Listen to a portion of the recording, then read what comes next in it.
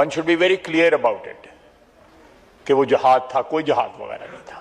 वो एक super power की जंग थी, उसके लिए हमने अपना करिकुलम चेंज कर दिया। आज तक वो करिकुलम दोबारा नहीं हम बहाल कर सके जो आपने, मैंने और यहाँ पे बहुत से लोगों ने 60 की और 70 की दहाई में पढ़ा। उसके बाद हमें उन्होंने अबैंडन कर दिया, हमें अकल फिर भी ना आई। ये कि ये timing I think is very important and इसका ताल्लुक ईरान, अमेरिका, शिया सुन्नी और केओस।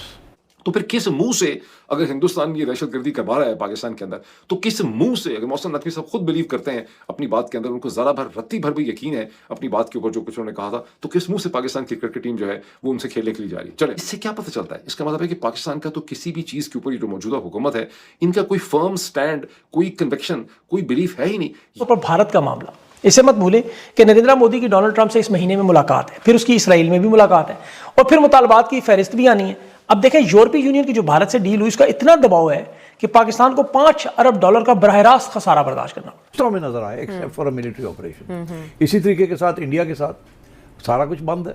आप किसी किस्म की पेशकदमी नहीं हो रही है टू अच्छा जी आप ये ना करें, हम ये नहीं करते, ये ना करें, ये चीज़ें चलती है ना, बिल्कुल नहीं, बंद है।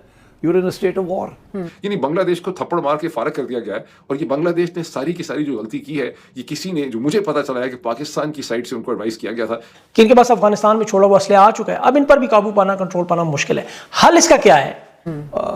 तो अगर आप if you are in a state of war with India and you are in a state of war with Afghanistan and you are in a state of war with Balochistan, और उसके लिए आप सिर्फ मिलिट्री सॉल्यूशंस ढूंढ रहे हैं। इन्होंने जो करतूत किए हैं मशरक़ वस्ता के अंदर, इराक के अंदर, सीरिया के अंदर, जिस तरह से इन्होंने ज़ायनिस्ट लॉबीज को सपोर्ट किया है, इनकी दाढ़ियों पे और इनकी शक्लों पे आप ना जाएं, इनकी इस्लाम की बातों पे ना जाएं, इनकी इस्लाम के कलमों के ऊपर, इनकी अरबी बोलने के ऊपर ना जाएं।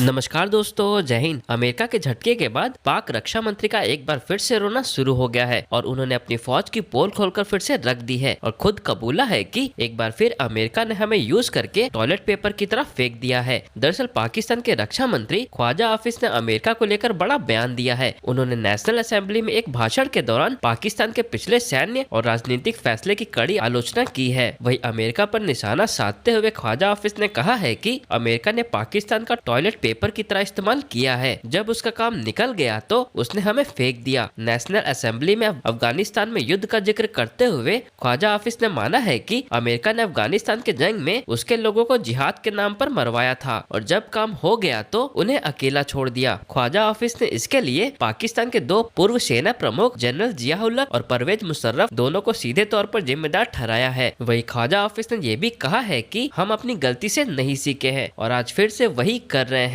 जब पाकिस्तान के इंटीरियर मिनिस्टर जनाब मोहसिन नकवी साहब पेशावर में थे, उनसे पूछा गया कि ये आपने फैसला कर लिया है हिंदुस्तान से 15 फरवरी को मैच खेलने का कोलंबो में, श्रीलंका में, तो भी आपने इतना बड़ा पलटा जो है वो कैसे खाया है? पहले तो एक स्टैंड लिया हुआ था कि हम तो खेलेंगे ही नहीं हिंदुस्तान से मैच जो है, और साथ ये शोशा भी छोड़ दिया गया था कि चूंकि हिंदुस्तान ने दहशतगर्दी करवाई है, इमाम बारगाह पे जो हमला हुआ है जिसकी जिम्मेदारी तो ली है इस्लामिक स्टेट इन खुरासान इन पाकिस्तान, और उसके एक चैप्टर ने इमाम बारगाह पे हमले की, जिसमें कहते हैं कि कम अज़ कम सरकारी अदाद शुमार से 38 लोग जो हैं वो जहाँ बहक हो चुके हैं। प्राइवेट ज़राए कहते हैं कि इससे कहीं ज़्यादा बड़ी तादाद में लोग जहाँ बहक हुए हैं और 170 तो खुद कहा गया था कि ज़ख्मी है।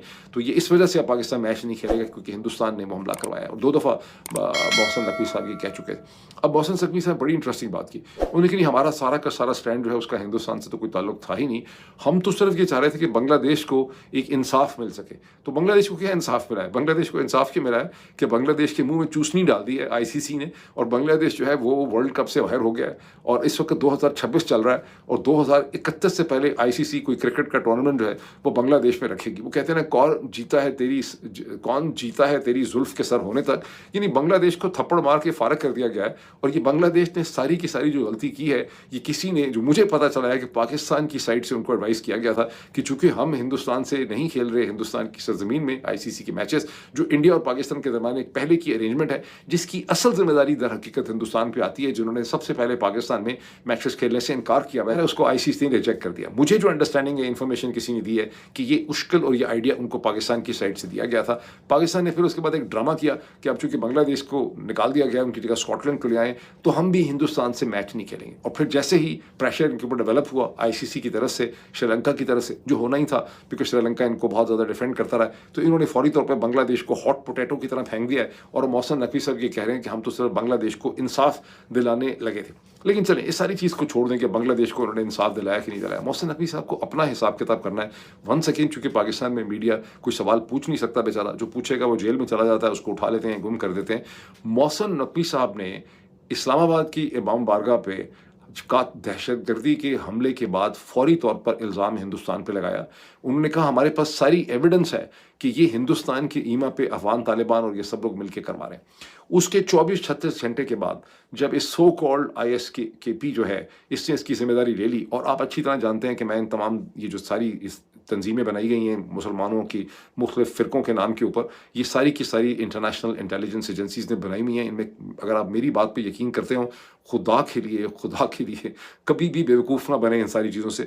ये इन्होंने जो करतूत किए हैं मशरक़ वस्ता के अंदर, इराक़ के अंदर, सीरिया के अंदर, जिस तरह से इन्होंने ज़ायनिस्ट लॉबीज़ को सपोर्ट किया है, इनकी दाढ़ियों पर और इनकी शक्लों पर आप ना जाएँ, इनकी इस्लाम की बातों पर ना जाएँ, इनके इस्लाम के कलमों के ऊपर, इनकी अरबी बोलने के ऊपर ना जाएँ, इनके दहशतगर्दी और सुसाइड बॉम्बिंग अपने आप को फाड़ लेने पर ना जाएँ।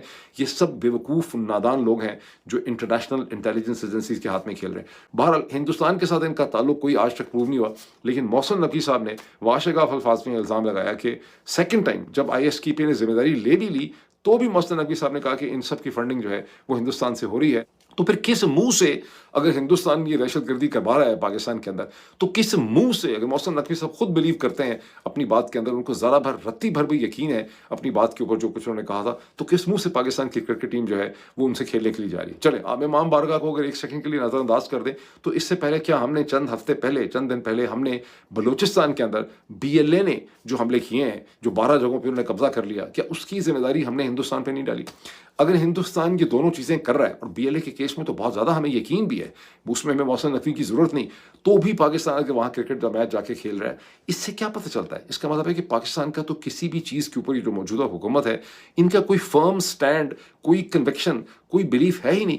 ये तो हर दिन मंडे को एक बात करते हैं, ट्यूसडे को दूसरी बात करते हैं, वेडनेसडे को चौथी बात कर देते हैं, कुछ और करते हैं। इनकी कोई स्टैंड ही नहीं है किसी चीज़ के ऊपर। तो किस मुंह से आप जाके वहाँ क्रिकेट मैच खेल रहे हैं? या आप कहें कि हाँ हमसे गलती हुई है, हमने देखा है कि ये हिंदुस्तान का ताल्लुक नहीं है इमाम बारगाह पे हमले के अंदर, वरना आप किस तरह से जाके उनके साथ मैच खेले? तहरीक तालिबान पाकिस्तान ने ये नहीं किया, और जिम्मेदारी भी ली है दाइश ने जी, और वो पहले भी उन्होंने इस किस्म की चीज़ें की हैं।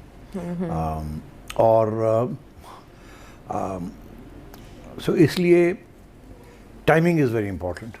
सो आई थिंक एक तो ये है कि दाइश ने इंडिपेंडेंट फ़ैसला किया है। ये दाइश किसी के कंट्रोल में नहीं है। अलबत्ता ये ज़रूर है कि कुछ लोग, स्पेशली इंडिया, कोशिश उनकी ये है और रही है और रहेगी भी कि जहाँ जहाँ कोई अफरा तफरी का इम्कान हो सकता है या किसी को सपोर्ट किया जा सकता है टू अंडरमाइन पाकिस्तान, वो करेंगे जी। और वो डायरेक्ट भी नहीं, इनडायरेक्टली भी बहुत तरीके होते हैं। सो आई थिंक एक तो ये कि ये timing I think is very important, and इसका ताल्लुक ईरान, अमेरिका, शिया सुन्नी और केओस। मगर एक बड़ी इंटरेस्टिंग डेवलपमेंट है कि अमेरिका का जो यहाँ इंटरेस्ट है इस एरिया में, वो दाइश के ऊपर है जी। उन्हें वो दाइश से ख़तरा समझते हैं। तो Daesh is global revolution, Islamic revolution. तो मुझे इस बात का समझ नहीं आ रही कि अगर अमेरिका चाहता है कि आप अमेरिका फोकस कर रहा है दाइश के ऊपर, तो हम क्यों नहीं फोकस कर रहे दाइश के ऊपर? हमने क्यों अपना सारा फोकस TTP पे किया हुआ है? बिकॉज देखिए, एक लेवल पे तो दाइश अफ़गानिस्तान में है, मगर दाइश और TTP या TTA के साथ लड़ाई झगड़े नहीं हो रहे। उनको रहने की इजाज़त है वहाँ, और वो अटैक्स कर रहे हैं अक्रॉस पाकिस्तान। इस बात का भी एहसास होना चाहिए हमारी सिक्योरिटी एजेंसीज़ को कि TTP, दाइश, TTA ये सब मिले हुए हैं एट सम लेवल और एक ही सांप के तीन मुंह हैं। और हर जगह पे India has got its hand in their. Because देखिए, ये मिलिटेंसी को इन्फिल्ट्रेट करना इतना मुश्किल नहीं है ना, बिकॉज मार्जिनल डिफरेंसेस हैं। You are under attack, you are under threat, but you are sitting there. वो आके कर जाते हैं, आप उसके बाद क्या करते हैं? आप अपनी बॉडीज़ को गिनते हैं, आप स्टेटमेंट्स देते हैं, आप कंडेम करते हैं, इसके अलावा आप क्या कर रहे हैं?